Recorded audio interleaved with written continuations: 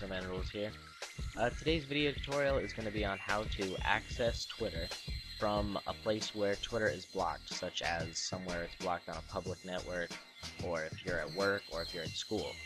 A lot of the time this will happen because, your administrator doesn't want you getting onto sites like that because they can distract you from your work.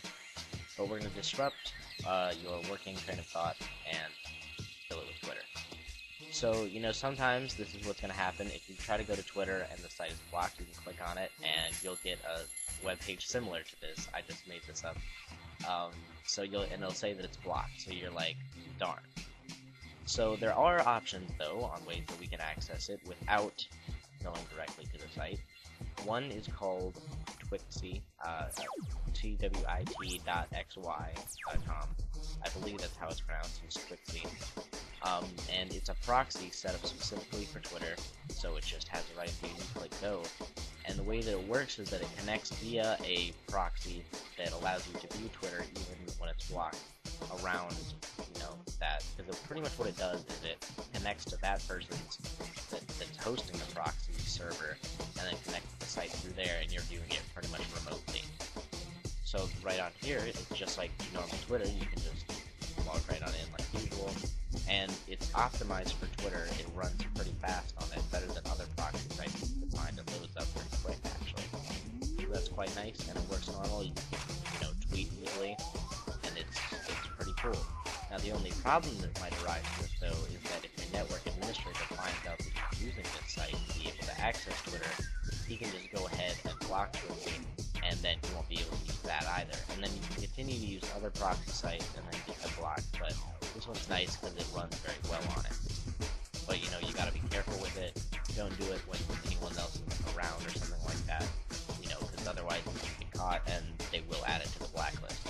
Now, there is another way that you can access Twitter that does not have any way of being blocked. So, through a portable application, it's a Twitter client. Now, the problem with that is that portable Adobe Air that runs most Twitter clients isn't available portably yet, if it's even possible. People are supposedly working on it, but there's obviously some sort of issue with it.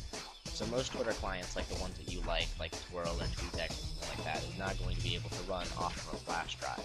But what you can do is get one called Twitter, which is a portable Twitter client that does not use Adobe Air. And I'll show you that real quick. It's on my flash drive. It is right there. And I'll have a link to the download for it in the description, of course. And it goes ahead and opens up, and it's right here, and it just shows you your latest tweets and all that. It shows up to like 10 or something like that. I think you have an option up here in the setting. But the way that this will work so that it's not blocked like the actual site is that it doesn't go through the ports that are blocked. The way that connecting to the internet works is that everything goes through certain ports. And the way that the administrators block it is they stop you from connecting to that certain server, which runs a certain website, through that port. The thing is, though, is that certain ports only work for web browsing, and they won't be able to, or they might be able to, but they're not going to, block ports that allow you to connect remotely through other things. It works fine. I've tested it out at school, and it's just fine. Now, you'll notice it's not the prettiest Twitter client in the world, but it's functional, and it has a few options in here if you want it, to change it around a little bit or something like that. But it definitely works, and it's great. This is probably the best way to do it. So that's pretty much it. Those are two good ways to access Twitter where it's blocked on either your business or from school or anything like that. And I've done it before. It's pretty easy, if you just want to waste a little time or something like that. So thanks for watching, guys, and I'll see you guys next time with another tutorial.